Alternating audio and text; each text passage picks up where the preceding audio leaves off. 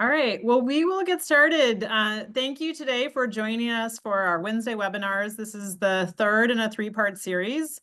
And I want to start off by thanking the Illinois Office to Prevent and End Homelessness. So our goal is to provide technical assistance to help emergency housing, transitional housing, shelter operators think about facility projects and think about how to prepare for them, identify sources of capital, think about some of the real estate challenges. Last week, we talked about zoning. And today we're going to focus on capital readiness for emergency housing facility projects.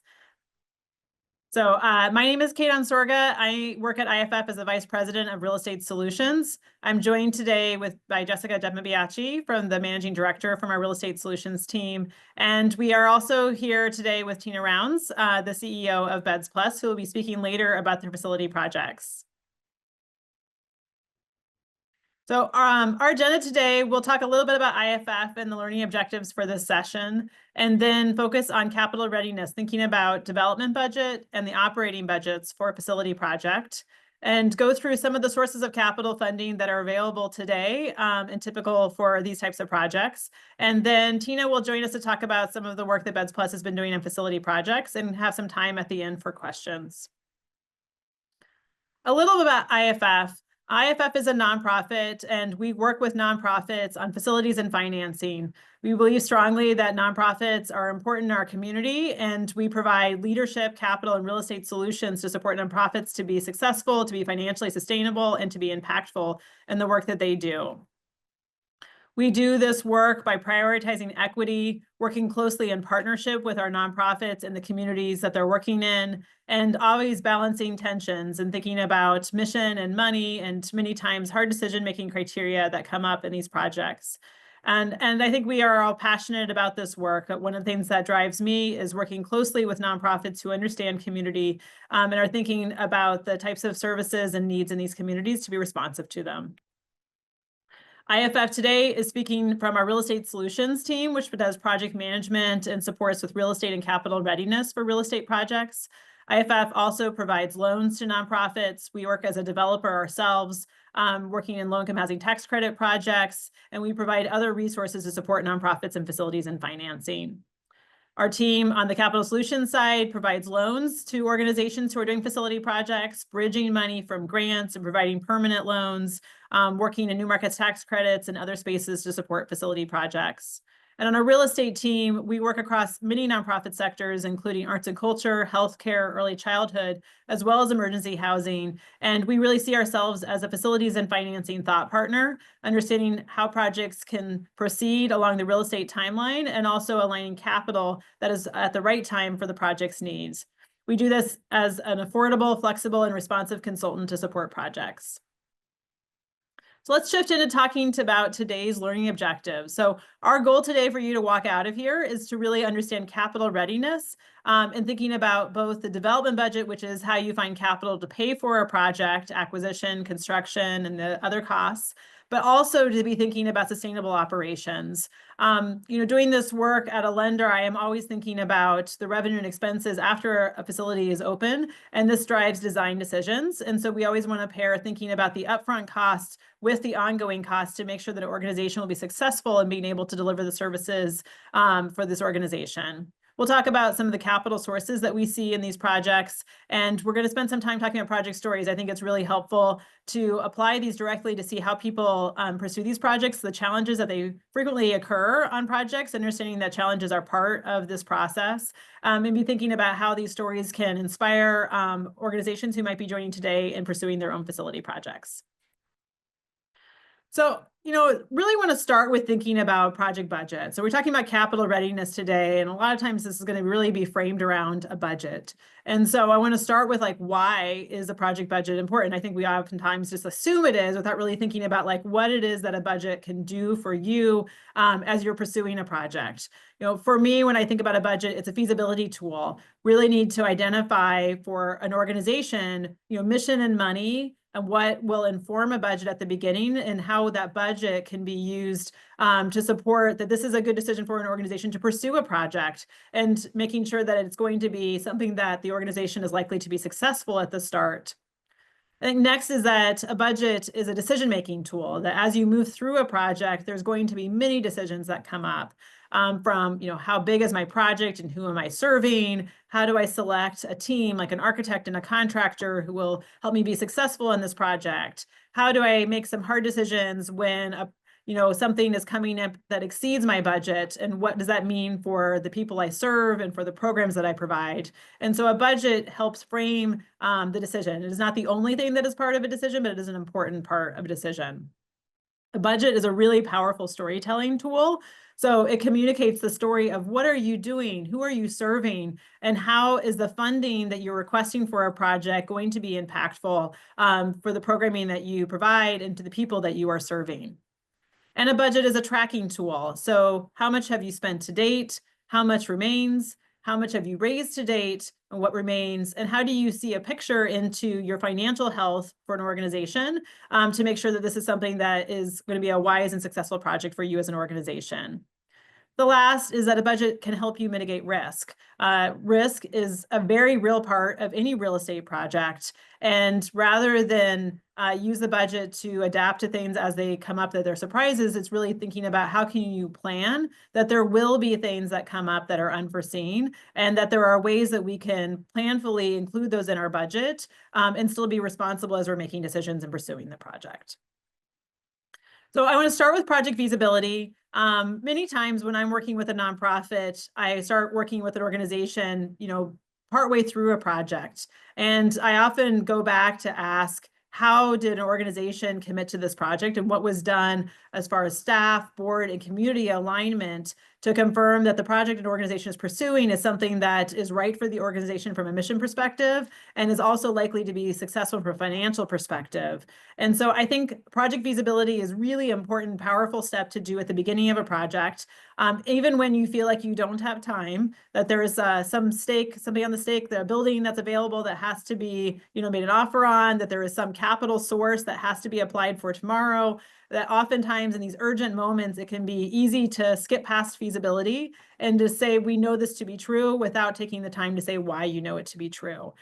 Feasibility work can, be done very quickly, or it can take more time, but I think it's a very powerful step. And it really starts with thinking about, as an organization, what is your mission? And, what are your program goals? So what services do you provide today? And how do those services align with your mission?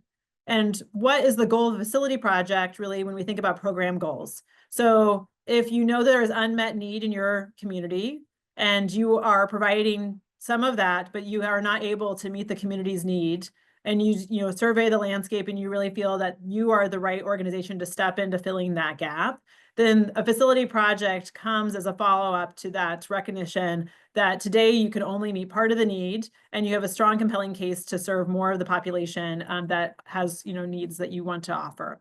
And so when we recognize what those program goals, then we really think about, to meet that need in the community, what would that mean from a facility perspective? So if we know, there's 100 additional people that we want to serve, then we think about, from the facility perspective, what would that look like? And so we use those program goals to inform the facility. And I offer this as a counterpoint to sometimes organizations saying, there's a building in my community that has 60 beds, and I want to make an offer on it because it's available in my community. And, the challenge is like, well, how do you know that you're the person to provide that? And how do you know that 60 beds is the right size? And how do you know that you'll be financially sustainable to do that? And so then flipping it back to starting with what your goal is as an organization first, and then figuring out if this building fits what your goals are as an organization. So going through this feasibility study, you're going to be reviewing your program goals. So, in the shelter space, we're always thinking about kind of number of people being served, number of beds, the community rooms, service spaces. And so some of these program spaces might be in this building. Some of them might lead you to realize that there's going to be additional need for facility space elsewhere. Perhaps you have another location that provides services. And so responding to this need will recognize that you need to address your facility needs across your entire footprint as an agency, and be thinking about how your other facility locations going to be part of aligning this response to the community.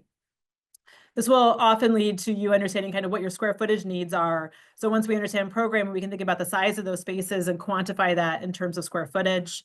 And that leads us to thinking about construction costs. that can be informed by the existing conditions of a building and other project costs. And so I want to kind of start all this picture is that we start first with really thinking about the need, and that leads us to a number. And oftentimes people kind of miss all of the information that goes into that number of what a project cost is. But these assumptions are really powerful because we think about like, well, what would it look like to reduce the cost? Is that we're going to go back to really thinking about like, well, what would that mean from a programming perspective? If we think that we need to reduce the cost, then how will that affect how many people we're able to serve? We also recommend at the time of the feasibilities that you really think about multiple facility options, that rather than just have this one building that's sitting in front of you, you're thinking about what are choices that you can make as an agency, thinking about bigger versus smaller scopes and what that means for your budget, thinking about the possibility of phasing work, that perhaps there's space at a building to grow into it and that you may not need to grow into the building all at once. Thinking about what alternative locations would be, where else could you put this program? And thinking about things like new construction versus renovation. All of these are ways for you to frame for your staff and for your board and for your community that there are choices and that you think this is the most compelling choice. And this can help get buy-in into, really seeing that the one that's on the table that you're presenting is not something that was just, it came up and so you had to pursue it, but really that you did your strategic planning work to show that this was the best fit for you as an organization. So we typically recommend thinking about 2 to 3 different facility choices and thinking about what the impact is, so the number of people being served by those and other services that might go with that, along with the cost of it from the development budget, the upfront cost, as well as the ongoing cost. And so that leads me into talking about the operating budget. So do you operate a shelter today? Is the starting question. And do you own your facility? Do you employ facility staff?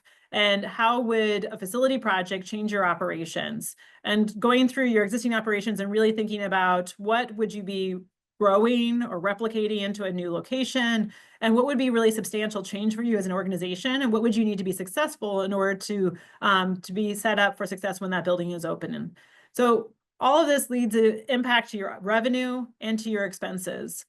Today, do you see additional contract revenue options? So if you add additional beds, are there government sources? Are there philanthropic sources? Are there other sources that will be able to meet you if you serve additional people? And also on the expense side, what does this mean? So do you employ staff who maintain facilities today? And if not, will you need to hire those once you own a building? And really thinking about the building and occupancy costs that will go with that. In addition to comparing the development budget for each of your scenarios, looking at your operating budget is also important to compare. So in a situation where you might be looking at a small versus large, you would expect to see that the revenue and expenses will look different for a smaller site versus a larger site. And for many organizations, they're really laser focused on thinking about additional capital they need for a project and will kind of postpone or back burner their review of the operating pro forma. And we think it's important when you're raising money for a project on the capital to be thinking also about how you'll be sustaining the operations, because some of the funders that you might be asking for capital may also be organizations that you need to be thinking about asking for operating funding. And so presenting the full picture of what the capital ask is, as well as potential impacts to operating requests that you'll have for the future, that demonstrates that you are concerned that this is financially sustainable and that you don't want an organization to fund at one time with capital, but then be surprised with future requests for operating funding in the future. So on the operating budget, just wanted to throw out some questions. For each organization, they're going to have to really think about like what their conditions are today and what a facility project would mean for their future. And so, really generating a lot of questions about, who is it that you are today? Many organizations right now are thinking about moving from temporary locations into fixed or permanent sites. They're shifting from congregate to trying to add non-congregates to an existing congregate site, or trying to create a new non-congregate site. Thinking about, what will this mean in terms of expanding or reducing beds? And will you lease or own? And how are you thinking about occupancy costs for each of those scenarios? Many organizations rely on volunteer staff, and as they own a building, may really need to think about shifting into having hired full-time staff that will be supporting that work. And then on the revenue side, what are the sources of revenue that you have today? What could you grow? And what do you think about as, brand new sources that may not be available to you today, but with your programming might mean a new type of program, so medical respite, or in a new geography, or a new type of service that you're providing that you haven't been doing before. And the last is thinking about, capital campaign. So is there a consultant that you could be consulting today that would help you understand what your ability to raise money? And potentially there could be co-location and rental income. So some facilities may have spaces where you would be a landlord and renting to a service partner, potentially even a for-profit or retail tenant, depending on the use of the building. The last piece here is the occupancy costs. I want to emphasize that the operating budget is really important as you are talking to funders, that many organizations want to know the number of people that you're serving and how capital funding can be important to your mission and to your impact, but that many funders are also thinking about the sustainability of it. And so having an operating pro forma that really details out your assumptions around revenue and expenses and occupancy costs helps demonstrate to that funder that that you're prepared to do this, that you have capacity and that you have a plan that would be successful for it. Types of occupancy costs that we want to call out could be property management and facility personnel, contracts for janitorial and maintenance, and utilities, and things like security and landscaping, snow removal, insurance. Will you own your building and be able to get an exemption for a charitable property tax exemption? Or will you be a tenant and potentially responsible for paying property taxes? We're also seeing in some cases organizations considering things like a payment in lieu of taxes. So in many municipalities, organizations that may not be successful in getting zoning without doing something like a payment in lieu of taxes because the municipality is concerned about the loss of property tax revenue. And so as you think about your own occupancy costs and going into potential negotiation with a municipality, what's your ability to pay for property taxes as part of your budget? You could only really answer that with understanding your full revenue and expense projections for the site in order to think about like, what's your bottom line of what you would be willing to support for a municipality in that situation. And last but not least is thinking about your reserves. So as you'll own a building, you'll be responsible in the future for property maintenance, which could mean things like roof replacement and mechanical systems and keeping those upgraded so that your building is healthy and sustainable. Usually means that you're paying some money into reserves on an annual basis so that you're prepared for those projects when they come up. So now let's talk about capital readiness. As we've spent some time thinking about the feasibility before you commit to a project, I want to start moving into like assuming that your organization has gone through this feasibility work and has really aligned and is committed to a project and thinking about what your development budget is for that. I always want to emphasize that a development budget should include sources and uses. So the sources and uses are terms that developers often throw around, and just to take some time on that. Sources are like funding that's coming to pay for any project-related costs like acquisition and construction and other project-related fees. The uses is how it goes out the door. And so you're going to have money coming in and you're going to have money going out the door. And you always want to make sure that your development budget is showing both. So it's one thing to know that your project is going to cost $10 million, but you also need to know, well, what is the source of that $10 million and where is that coming from? The second thing I really want to emphasize is a question I often ask organizations, which is, do you think that your scope drives your budget, or does your budget drive your scope? What do I mean by that? The scope is, are you starting with, I want to serve 50 people, and I will do that no matter what it costs. And so you're going to start with saying, well, what would it look like for me to serve 50 people? And then I'm going to find out what that costs. Or are you going to start with, I have a budget of 5 million, and I need to find out how I can be most impactful for $5 million. And, truly organizations are often swinging back and forth from one to the other. But when an organization starts, it's really thinking about like, what is really driving the first planning stage? And then as you move through decision points in the future, what is your opportunity? So say your project increases by $2 million at some point in the project. Is the response that you will go find $2 million addition? Or is your response, I need to find a way that I can cut $2 million because I'm really kind of at the limit of what I can raise for this project? That answer is going to be different for each organization I work with, right? And it's even maybe going to change as an organization moves through a real estate project. And so the ability to raise funding at one point might look significantly different later on in a project. So to really answer that, you need to think about, well, what does the project cost? What funds are or could be committed to this project and from what sources? So are these public sources? Are they private, capital campaign, source of debt or loan? When we talk about development budget, we generally have a couple of categories. You might hear someone refer to hard costs and soft costs. Hard costs refer typically to the construction costs. So hiring a general contractor, That might be site work, utility work that you have to do if you have to bring utilities to a site, and it potentially also can include things like furniture, fixtures, and equipment in your budget. Soft costs refer to anything that's not in the construction budget typically, which would mean like your architect fees. It could be owner's representative fees with project management to help you. It could be financing fees that you might pay a bank if you have to get a loan. And it could be furniture, fixtures, and equipment. So you might see signage and security. You might see, other owner vendors that you're hiring to complete the work. Also environmental investigations that you have to do, and site remediation for your project. And then last is we typically see something called a contingency in a project budget. So contingencies usually are set around 10% of your project budget. Typically, they include both hard costs and soft costs. And these are for unforeseen conditions. So we expect in a real estate project that there are going to be things that come up that we don't plan for. And so we set aside 10% of the project budget for these unforeseen conditions. It's not shown in here, but you may have an acquisition cost in your budget as well. And so the question is, have you already paid for acquisition and you own the land today? Or is acquisition something that you need to plan for in your total budget for the future? IFF does have a resource here. We'll share this slide deck afterwards. And so if you're interested in finding out more about all of the different types of project costs that you might see in a development budget, you can follow that up. Also important on capital readiness is thinking about your timing of money. So we talked already about sources and uses and having the same amount of sources as you have uses, but thinking about when you'll have those sources. So many times we're working with organizations that might be successful in raising, say, $5 million for their project. And that funding will be available to them when they complete the project, so at construction completion.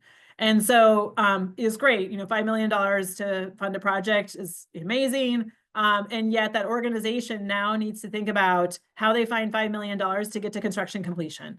And so how do you pay for your architect? How do you pay for project management? How do you hire a general contractor? And how do you pay a general contractor on a monthly basis until you can get to construction completion? And so, we really encourage early to start thinking about your pre-development costs that, we see a lot of costs in the first 6 to 12 months. Typically, you're going to be engaging architect, project manager, environmental, zoning attorney, and this can, easily exceed a couple $100,000 into over $500,000 on some projects. And so an organization needs to have cash on hand to be able to fund all of those expenses to be able to move quickly, or is at risk of starting a project and then having to freeze when they've run out of money and they can't get the architect to keep moving without raising more money in order to keep that going. And so I often see that organizations are really doing 2 capital campaigns at once. There's a capital campaign for your total sources that are going to be available at the completion of your project, and the types of funders that you might see, those sources will be different than the types of funders who would fund pre-development costs. I also see that a lot of times organizations are funding like $100,000 of pre-development costs when we're seeing that projects often exceed $100,000. And so they're having to raise substantially more than that initial fundraising. But a lot of funders don't want to give more than that at one time because they want to see demonstrated progress and success of being able to push that project forward. And so you might be establishing a relationship with a funder where you're transparent about the progress that you expect to make in the next 6 to 12 months and be thinking about, how they might be able to have an ongoing relationship with you. Your construction phase funding, sometimes organizations use a bridge loan where they might be borrowing money to pay the contractor doing construction. And then at the completion of the project, they will get the grant source and they'll be able to pay off that bridge loan. And then we also see, permanent sources are really, that's the phrase that refers to what sources will stick around for the long term. This may be a loan or maybe a grant, and kind of, understanding how this is going to show up in your own financials. And so I said sources and uses must match. I just want to visually show how this is often presented. So on the left side, we have the total sources. So in this case, we have state and federal funding. We have local funding. So this is like a local municipality giving funding. And we have a capital campaign. And so we see the total sources here equal 6.2 million. And on the right side, we see the uses. We see an acquisition cost, site development cost. We have hard costs and soft costs, furniture, fixtures, and equipment, and contingency. And we have similarly that the sources and uses match here. In the event that your sources and uses don't match, then that can be used to really quantify what the gap is. What is the amount of money that you would have to raise today to be able to have all of the money that you need in order to start a project? We never want to see an organization starting construction without having all the sources, because in, worst case scenario, you could end up halfway through construction and not having that gap funding filled, and you're having to pause construction, which could become a great cost and ultimately, very damaging to your own financial operations. Before I pass it off to Jessica to talk a little bit about some sources that we see, I want to say that project budgets change, and it doesn't mean that you're doing anything wrong. It's part of the real estate process. And so really going into a project expecting that you're going to have to revisit and update them, you're going to see that your scope, your budget, and your timeline evolve as you learn more about your project. So we start the project at the feasibility stage with assumptions about what you want to do. And as information moves from being an assumption to being something that's known, we update the budget and we look at what the impact is. Examples are when you start out, you may not know the environmental condition of a property. You may do some phase 1 and phase 2 testing. You may discover that there's conditions on the site that you have to remediate. And that leads to you updating your environmental number with an actual cost of what that remediation is. And again, there's expectation about the right time to do all this. And so really understanding kind of for you, going back to your budget and the decision-making criteria, what do we know today and what don't we know? How do we think about what we don't know and what that means for us as we take on risks in a project? All right, I'm going to pass it off to Jessica to talk about capital sources. Thanks. We're going to go quickly through these and really just trying to highlight some really shelter specific sources that we know of in the ecosystem today. On the left, you'll see current funding that's actually not accepting applications. This is all the funding that really came into the system during COVID and post-COVID to address issues with, needing more shelter, converting congregate to non-congregate, and you'll see a bunch of different programs listed on the left-hand side. On the right-hand side, these are ongoing funding opportunities. And when you think about what Kate said regarding feasibility and site search, some of these opportunities are really tied to a specific site, a specific census tract, specific legislator that you might have a relationship with. So thinking about how your site and your program interact with the different funding opportunities in the ecosystem is really important upfront at feasibility so that you understand how much each source might be able to yield, but also the different geographic or use specific things you might encounter. So just going to list off Community Development Block Grant is a federal source that gets allocated to local municipalities, counties, and the state. Federal Home Loan Bank is what you see there is FHLB. That is a private bank that provides funding for emergency housing. There's no lease requirement. It can be used for acquisition, construction, rehab. There's legislative earmarks.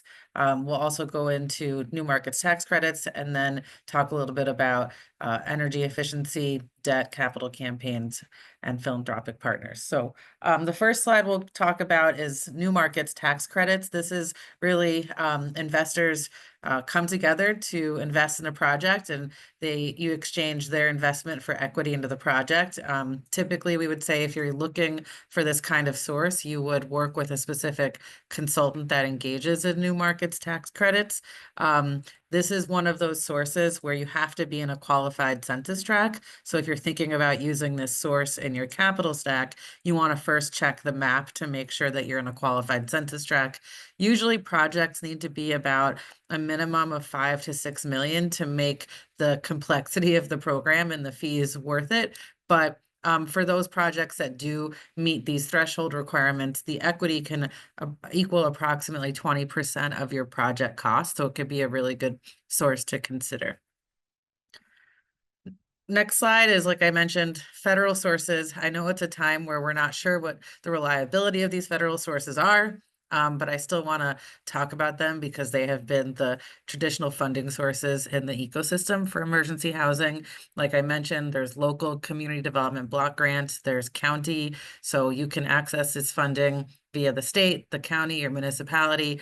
Typically, these funds are issued via a request for proposal. And so just making sure that you're talking to your local community and your municipality to understand what the best way to access this funding. And again, it comes out every year or so, depending on the budget cycle. Tina will talk a little bit about this later, but there's also, federal funding for supporting the construction and rehab of health clinics and medical respite, HRSA funding. So that's another federal agency that can be accessed to co-locate services. Next slide. This is one where, I can't stress enough making the relationship with your local elected state rep or your congressional rep is really crucial here, not only because what we know and we talked about last week around zoning and community engagement and partnerships, but legislative earmark funding is available to emergency housing projects through the Illinois Department of Commerce and Economic Opportunity. However, it has to be allocated through your specific state legislator. So talking to your legislator early and often about your project and showing feasibility, showing how you're going to get this done is a really important part of having those conversations early.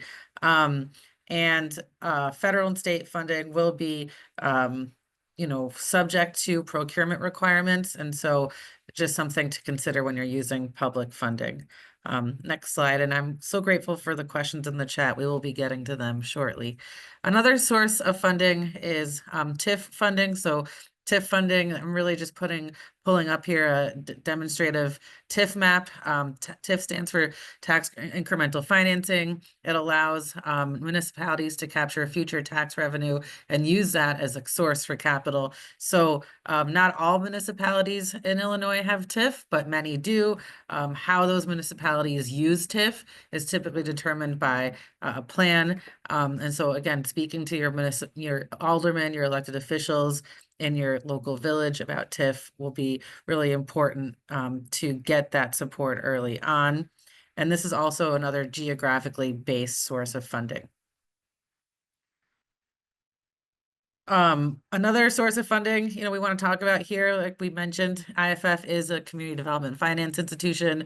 That means we are a lender, not a traditional bank. And so, when you're thinking about the timing of money and thinking about when your funding is coming in, you're going to have to consider, do you need a bridge loan? Do you need to bridge your funding because all of your money for construction is coming in at the back end? And so you need to pay your general contractor every month for the construction, and you might need a bridge loan. And so it's really important to compare what different lenders can offer depending on the project. So, when you're working with public funding, you want to make sure maybe you don't have a prepayment penalty so that you pay back the loan as soon as you get reimbursed from your public funder. Is an appraisal required? So IFF, it does not do appraisal-based lending typically.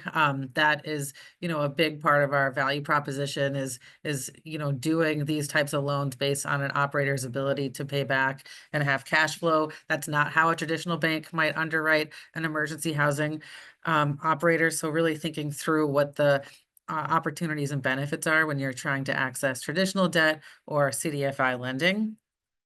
Another slide that we have here is just a kind of quick pitch for what we know of right now in the ecosystem around funding for energy efficiency. I know this is also something that is up in the air with what's going on in our federal government right now, but our local utilities here in Illinois do have free assessments. They do have abatements and incentives to do energy efficient lighting. Obviously the Energy Star program that is still here today, but we'll see. And, really thinking through how do you build your facility to access these types of improvements early on. You can work with a consultant like Elevate Energy. They're a nonprofit that helps identify energy-related facility needs and how you might be able to build that into your design and access these types of abatements.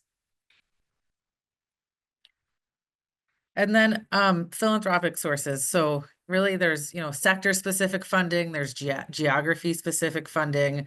And this is really kind of a catch-all slide to really talk about your own kind of owner equity. Owner equity is anything that you're bringing to the table. So that's contributions from your board, from philanthropic partners, making sure that when you're embarking on a capital campaign, your funders understand the timeline and that you understand when you need the funding. So is it for pre-development? Is it for construction? Is it for operating? And who are the funders to go to based on those different needs of funding?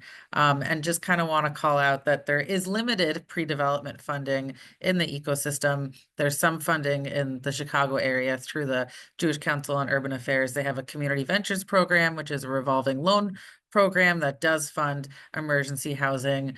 But oftentimes we see that operators need to do capital campaigns, which is why I'm so excited to pass it off to Tina to talk about their experience with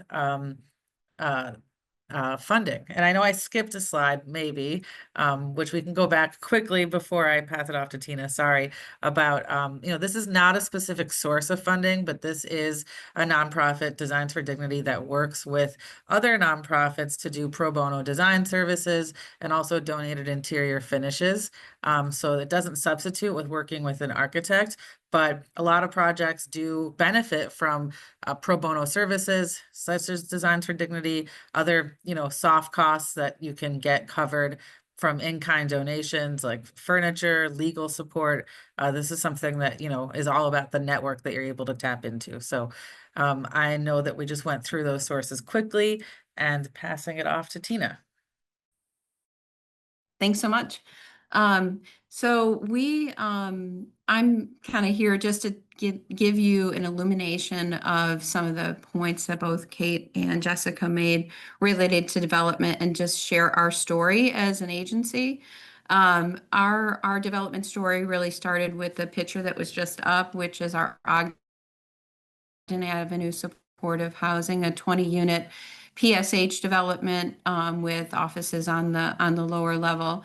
And just for perspective, this was a project that we got the Cadillac plan of consultants, pro bono attorneys. We worked, and it's a $6.8 million tax credit project that has a complicated financial stack. But leveraging this particular development changed our organization completely. It did take us 5 years. The former CEO of the organization actually left because she had her first failed attempt to develop this. And once we got it developed after 5 years and a large community-based zoning fight and a litigation effort, we took the seed money that was given to us as a developer fee, which is a fee that you provide, that is provided to the developer, and used that as the flexible capital speculative, we call it the speculative capital projects fund. And we use that to develop the rest of approximately $10 million of property assets that we have today. Next slide. I just wanted to kind of describe what I call, a little bit of our experience as kind of, the process and learning that we do have. I have an approach that I consider what's called, dynamic development. Meaning that, it's a very iterative process that it doesn't, even though there's very specific and structure around how development occurs, the process is not linear. It's, looped back and forth. There's many times that you're negotiating, you're presenting your needs, things fail. In general, when I look back at our development history, we've spent a lot of time sort of building goodwill within the communities. And I can't emphasize this enough, but making sure that, the referrals that come into your front line are met with integrity, working through and meeting with leaders in your community. That goodwill is something that you leverage throughout the development process, particularly if it becomes contentious. The other key point is creating buy-in for the effort with the people who are your largest supporters, your board members, your key donors, the philanthropic partners that are funding your operation. They need to know that this is the vision for your organization. And we had it built directly into our strategic plan. We talked about it a lot, the vernacular and terminology we utilized at the board level on a regular basis, so everyone's sort of primed for what this is going to take. In each of our development stories, and examples, we kind of identified the problem we were trying to address, and many of that, much of that assessment came out of data and kind of the topical issue of the day. And then we started drilling into who may pay to solve this problem. And those ultimately became the funding sources for our operation. So really that exercise of feasibility, in terms of looking at the client cohort you want to solve for, and then look at who might pay, will ultimately be the formula for regular operations as well as capital. As I mentioned, pre-development does require pre-planning and resources. So we took our developer fee from the Ogden Avenue Supportive Housing, and we kept building that resource. We asked specific donors to contribute to it. So our line item budget is about $250,000 every year, and it has grown. Some years it was $30,000. It kind of depended on what we had, but we were always conscientious of having a kitty that was expendable that we could spend on speculative property development. And I think that was a key part of our process. Really, you need to know your agency's strengths. So coming at it from an asset-based approach, what are the things that you do well? What are the things you don't do well? Who are the people that are part of your overall agency family? And how can you leverage that talent pool? How can you leverage those partnerships? As you're seeking to address the problem, bringing in those strengths as an overlay for feasibility is really key. I think as part of our success and some of the success I've seen with people on the phone here, as well as other agency partners, is they really didn't waste an opportunity. They saw that there was funding and took the time aside to do the assessment and then make the steps that were necessary. You'll see in our examples that failure was really part of the process, and in many cases, we failed fantastically, and then the next opportunity is what really was the success. I do feel part of the success that we've had is that we compromised with site selection. So we had the luxury of knowing our community from a block by block basis with a lot of long-term community members. And sometimes where things are located make a big difference, even if it's a 2 or 3 blocks difference, how close it is to residential property, what the municipality has in terms of their long-term vision for the development of a particular commercial strip. All those things really play into the decision for what site is going to be successful or when you're going to receive big roadblocks. So when we selected our site for Ogden Avenue, we were up for a huge fight. And learning from that experience, we did site selection a little bit different. We asked more questions of the municipality. We had the decision makers warm up to the idea before we spent lots of money. And then really solving for operational costs creatively, not just with traditional sources, but through partnerships, things that both Kate and Jessica have already kind of covered. Next slide. What was important for me when I was thinking about working with partners is that, it really does take so many people to make this project possible, any project possible. And that what the agency's, goal is to really know your own business, know your territory and community, have a block by block, community by community understanding of where you're serving, who are your donors and what are they up for. Really, what part of your mission are you going to invest in when it comes to a strategic plan? And then what are your assets within the agency? But IFF and other consultants within the industry really bring the technical expertise that's required, and the gut checking and the timeline management, the connections with industry professionals, the true feasibility look, because you can be really enthusiastic about something and you need an objective third party to really tell you this isn't going to work or open another door to help make it work. And really so much value has come from just managing the project deadlines.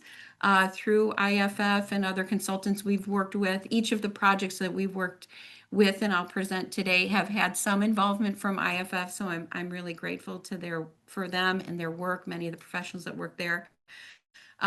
Because you're running your agency. You're involved in your day-to-day work. There's so many uncertainties, and you need somebody really laser focused who knows and has seen this before, can connect you and open doors of people who would never call you back, and kind of give you the thumbs up, or the time out when you need to stop. So that's huge value. So we've developed kind of these 3 fixed site shelters that I'll focus on in the last 3 years. One is in process. The first was really our Summit Medical Respite. And really during the beginning of COVID, we had really struggled, as all of us had, with how to address people who were very medically vulnerable. And so that was the genesis. We really looked at so that was the problem we were trying to solve. Who would support us. We had hospital partnerships that we were getting additional connection with. We had agency partnerships, particularly with health centers and with NAMI. And then there was availability of COVID funds, which we immediately leveraged and utilized CDBG funds. We've also developed a bridge for families, which is an 8-unit adjacent medical respite component. And we became, through some of the partnerships through medical respite, we became part of a health transformation grant. And as we did a significant capital campaign with Summit Medical Respite, got in contact and with foundations who really were excited about the work we were doing and were willing to make an investment in Archer Avenue. And then we are in the process, just purchased the land and are in development process with a Cicero Avenue shelter. And what we wanted to do is have a low barrier access shelter. And really we leveraged some of the One System initiative kind of early funding that came through with the state through a triage center and some ARPA infrastructure dollars to really get this purchased and secure operating dollars that bridge us between acquisition and rehab. Next slide, please. As we looked at the budget, part of the conversation from the beginning, once you identify what problem you're trying to solve and who might fund it, really presenting what our needs are to everybody who will listen, making it public, talking to public funders, even if a application is not available.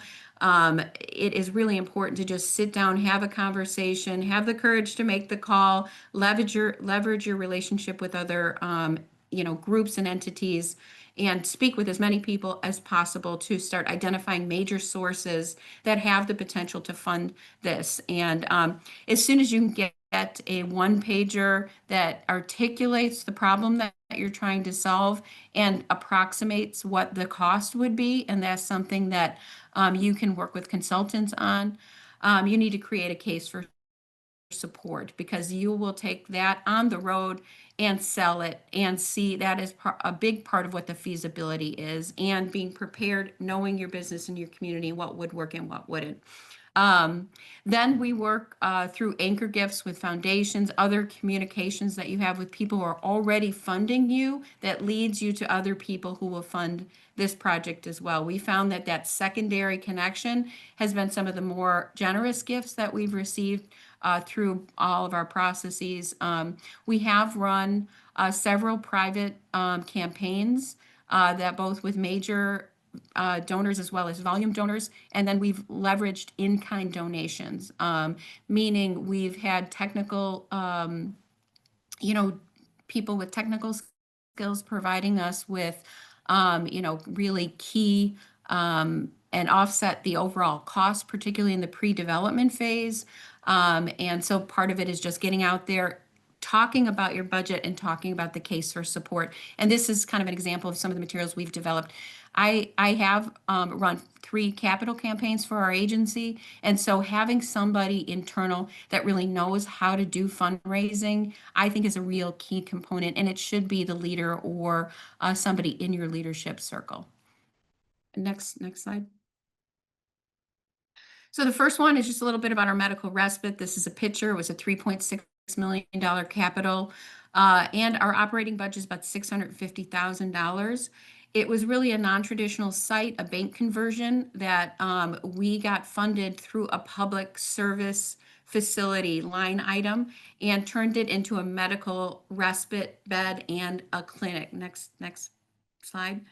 And some of the details around, next slide, please. Then some of the details is that, the pandemic really helped. Oh, go back one. The pandemic really illuminated the need here, as, many of us know. And we went forward just to say we want to help the most medically vulnerable people. And then we learned about medical respite, and then we created partnerships. We identified the community through our data, places where we knew there was greatest need, and we were not seeing as many people as we should be seeing based on the data. And so that was a key case for support. My first call was to the mayor with a different site that we had already put under contract. And he said, please don't develop here, but if you develop here, this might be a better site. So he led us to the site. And I said, what is one thing in this project you might need? And he said, we need mental health support. So then I worked with the executive director of NAMI, and I brought a living room in partnership with them, with this project. And so I solved a problem for him. We moved the site, and it started really a whole corridor of services in the village of Summit. So we did get a CDBG CV grant for this, but then we did a $2.1 million capital campaign. And the capital campaign actually went over 18 months. We initially got some initial gifts that paid for acquisition of the building and paid for pre-development expenses. And then we received some additional key gifts that helped us with cash flow. We did have, a construction loan of $1.5 million that we had to manage through the process. So a bank partner was really important. And then we had a capital campaign finish off that became our reserve for the building. One of the key things we did with operation is we leveraged a temporary workforce grant that came our way through the Chicago Cook Workforce Partnership, because we weren't quite sure, what was needed. We hadn't run a medical respite before. We utilized a HRSA grant to manage the clinic operation and made our health partner the medical lead for the project, so that whole expense was not carried by the agency, and we stuck to what we knew. We did get a congressionally directed spending award with Advocate Aurora Health, as well as a health transformation grant to pay for some of the operations, and we plan to do 1115 waiver funding moving forward, coupled with some long-term foundation gifts who were part of the capital campaign. Next slide. We also have an Archer Avenue Bridge, which is really just a 8-unit building that has 12 bedrooms total. And this was an example for me of a small project that has made big impact. It was $1 million project with a $175,000 operating expense. And, we had 3 failed attempts, meetings with mayors, contentious conversations, blocking of zoning in 3 different communities where the mayors themselves are personal donors to the agency. So it's very, very difficult to get this done. But once we identified the right site, and the right community, we were able to move forward quickly. And so because we had some down payment dollars, but not the full stack, we did end up taking out a commercial loan while we proved our concept to 2 foundations who helped us pay off the loan. Then we've got a second gift for interior improvements, and this is an example of a volunteer architect who's making our development wheelchair accessible for people. And we have a third foundation that's going to do all the exterior repairs. So this kind of happened in waves, but it was a small enough and doable project, and it's had a big impact. And then through the partnerships with hospitals, we're paying for the operation of this. So one-time gifts or annual gifts with the hospitals that are leveraging this. Next slide. So with Cicero Avenue Transitional Shelter, this is about a $14 million capital project, and we're estimating about $1 million in operating funds. It's a 55-room motel conversion with 80 beds, and our goal here was a low barrier shelter. Next slide. And this was difficult for us to find. We visited 7 sites with the 3 serious considerations, and I have many, many pictures on my phone, one of which I thought I would share. I went into Medi Roadside Motel hotel rooms with my board of directors, and this was the best picture I could give you, where we had to take, issues, we had to have enough flexibility within our fundraising to seriously consider do environmental, have a workup of our, architectural plans. We had to meet with several mayors. We had to go down the road with several different owners, learned a lot about how the ownership structure of hotels in the Chicagoland area. We had one that we had a contract on. We paid for architectural plans and we submitted to IDA, and the person backed out. So that was across the street from the current location that we didn't even consider because it was in Chicago as opposed to suburban Cook. But once that failed, we considered this, and this is our site. So it took many iterations, lots of cajoling, some serious investment of the agency. We did leverage a contract for rental to secure the site. So I would suggest working with what your existing capital and contracts, I think Kate had said that earlier, to see how you can leverage one to get the other goal accomplished. You can see this is how we're paying for the $14 million. We're still waiting on the final decision for IDA. And our operating dollars will be ETH funding. And this is an example. And we have some special population funds that we'll be counting on for operations with justice and with youth to help us. And we have some private foundations that have committed to capital that are separate from our other groups that we're asking for ongoing support with this project. So we're even before it's completed, we're having those conversations with foundations and starting to get them committed and queued up and to this project. So that's a little bit about the few things that we've done. Thank you, Tina, so much. Some of the things they'll just highlight is I really appreciated how you thought about budgeting from a feasibility perspective, from a decision-making criteria, and then also as you're going through these and recognizing the risks and issues that come up and how you revisit the budget when that happens. So I thought your stories do 3 different stories that all seem to call back to a lot of those uses for a budget and a project. I want to go to questions. We're running up right on time. Just, IFF from our real estate team, we support in a lot of different ways that Tina has been very complimentary of. Thank you.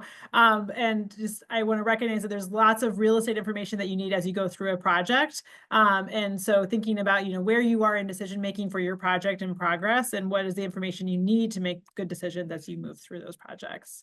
And so now I just want to give us a few minutes to open it up for questions. So we've seen some questions in the chat. So there's a question about tax increment financing and whether that can be used on property tax exempt properties. And yes, it can. I'll say tax increment financing is something that's really driven by municipal support. And so there's eligibility in terms of geography, but then there's alignment for support of it and what the municipality's goals are of how they use tax increment financing, because many municipalities are looking to use TIF to spur development. And so while they may be eligible to use it on emergency housing, transitional housing, that may not be their choice to do that.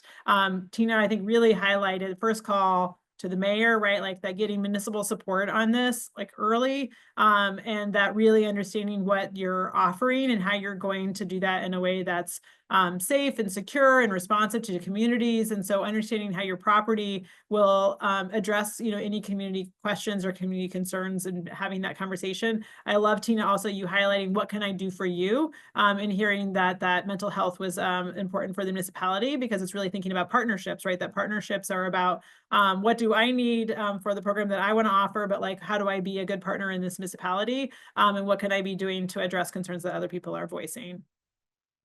If you have questions, feel free to come off mute and ask now, or to drop your questions in the chat. We will be circulating slides, and these all three of these webinars are recorded and will be posted.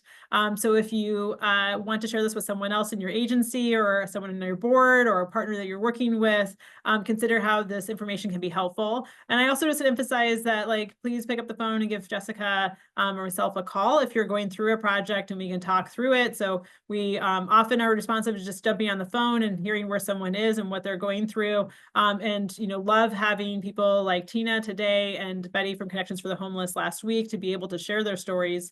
We'll be at the Home Illinois Summit on June 9th and 10th, and be doing a half-day session for people who are attending the Home Illinois Summit. That will be the similar content, and, you know, trying to create more peer sharing, because I think hearing the stories of organizations is really important for people.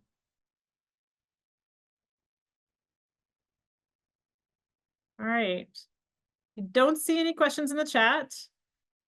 And so I think I'll go ahead and thank people for joining us today. Look forward to future conversations with you. Goodbye.